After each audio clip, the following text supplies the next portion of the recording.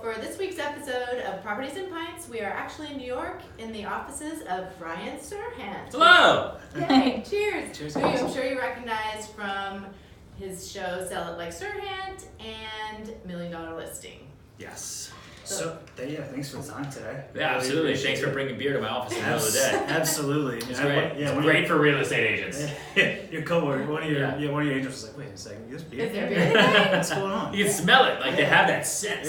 Yeah. So, we're excited for the book. Yeah, thank and you. I'm sure you've been talking a lot about it. Yeah. And so we thought everyone's asking you what's the biggest takeaway. We're going to go straight to what's the third biggest takeaway? Oh, the third like something biggest that's takeaway. kind of good that people might miss. Might get overlooked, but you think it's important. Honestly, I think that there's probably a part of it where I talk about like what it takes to be like a good salesperson that most people I think will pass over. I think everyone wants like the quick answers in the book, which is like how to do this, how to do that, and all the fun stories because the book is funny. Yeah. You know, it's not like a serious business book. I mean, it's about serious things and there's definitely serious topics and it's my whole life. I mean, it's literally my playbook on how to sell and everything I've learned over the last 10 years, but it is also like the deals that I've been involved in and the people that I deal with are insane and it's all kind of funny. But you know, I always say that there are like the 4 E's. I guess it's the third biggest takeaway. Oh, good. The third. Yeah, it is. What are they? The 4 E's are. It's like the smell of the beer. I'm like losing my memory here. In order to be a great salesperson, you have to have endurance. You have to have energy. You have to have empathy. And then the 4th little E is education. But a lot of people think they need to know everything and then get into the business. But those are the types of people that set up office, make no money, and then quit.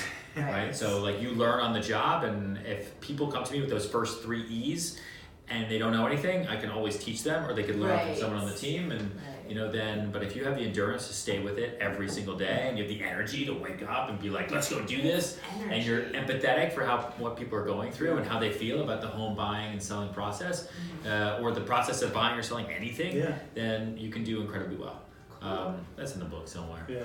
I mean, it's scary. It's scary when you're buying a house. I mean, a lot of people it's their first time. It's a huge purchase. Yeah. You know, they're taking out $500,000 to purchase a home. In I mean, our I'd be market. scared too. Yes, in our market. So loans can be scary. Yeah. So customer service obviously a huge part of this business. Yes. So has there ever been do you have a good story about a time where you went above and beyond, out of your way, you know, to make a customer happy? Right now, are you guys happy? Keeping in mind that this is a family show. Keep in mind. Oh, Yeah. what do you think I was gonna go with?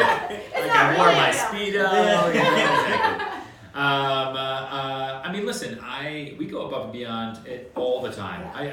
It's sometimes like, and it's not a good thing, you know, like it's important to give great customer service, but I take everything so personally. Sometimes we go above and beyond where we don't need to.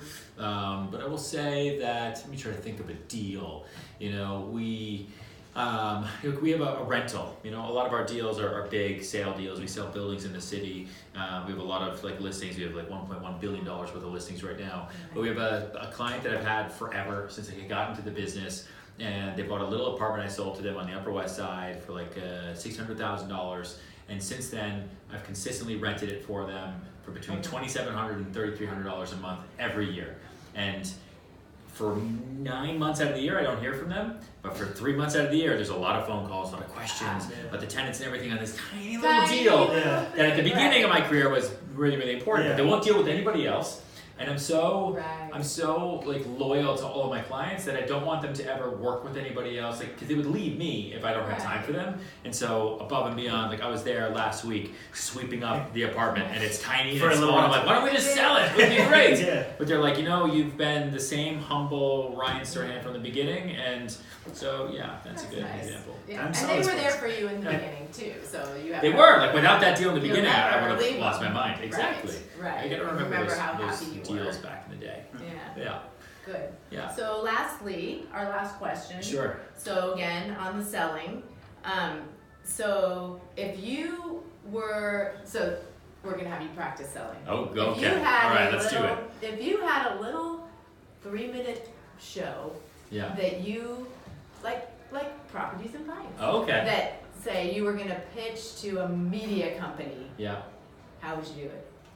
You had to pitch your show, so. Yeah, I did. And everyone said no for a really long time. I would That's a say, lesson. yeah, exactly.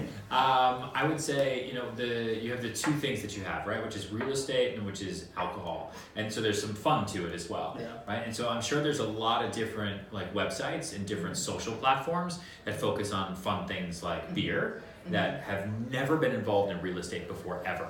And I'm sure there's a pitch that you can take to like the bar stools and to the different types of platforms that like fun stuff and say, hey, here's someone who's doing it a little bit differently. They drink beer and talk about real estate at the same time, and you can actually learn from it, and every episode is a different deal story or someone different notable in the business.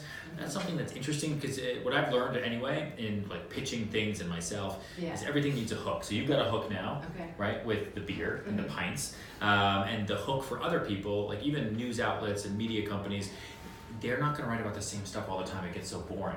So they need something to write about. So the fact that you have this, and then just remember that advertising is like you pushing onto other people. What you want is PR. So that's pulling people into you. And that's through different venues of social, different podcasts, different ways to get out there and, and actually drinking on the show, which you guys should do. And I appreciate that you guys are just drinking it up in here.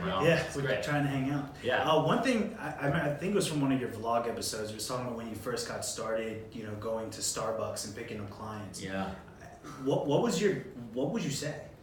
To myself back then? No, to the people. You're at a coffee shop and you're just. What's your lead? You want a coffee in a condo? Like, what's up? I honestly, a lot was just starting up a conversation. The way I never, and I think one of the benefits that I had when I started is a lot of salespeople that I meet, especially on the new show, right, on Untitled Serhant, they treat every sale interaction as like a sale interaction instead of just getting to meet somebody. And so when I would go to Starbucks, I would just camp out there and I would talk to people about the book that they were reading or the newspaper or their baby, and I would try to find some way to kind of pivot off of that into a conversation about real estate and never push, like we just talked about. I was never pushing onto people, with the exception of a few pregnant women where I was like, you look like you need more space. Yeah, exactly. You need a bigger apartment. You guys are expanding. That kid is going to need a room. But other than that, was just having a conversation, getting to know them, always having my card ready, and then giving it to them, and then not being pushy. And then most of the times, the ones who got in touch with me after, or the ones who turned into clients, were like, the first real estate broker who hasn't tried to sell me real estate. I'm like, I'm here to meet people and I'm building my network. And if you're going to buy something, I'd love to sell it to you. Otherwise, let's have a pint. Give me a call when you're ready. Exactly. And speaking of pints, we brought our beer from Virginia. Thank you. Do you make it? Lake Ann? No. This is a local brewery because we go around. Lake Ann Brew House said we can make a little special beer for your trip. So what are you drinking, Scott? We're going to reveal. I have the Hamway Wit. The Hamway. The Hamway so Wit. After your video guy, so Hamway's not here. He's actually getting his wisdom teeth taken out. God. He'll leave that. We'll leave he's that young. for him after. That's awesome. And you are drinking the Untitled Serhant Stout. I love it. All right. Awesome. And I am drinking Best Vlogger thank you. So we're trying to be witty. So awesome. Cheers. I love it. Cheers, guys. Cheers. This is the best. Thank you. They're great. Real estate and beer. And drink up. We good?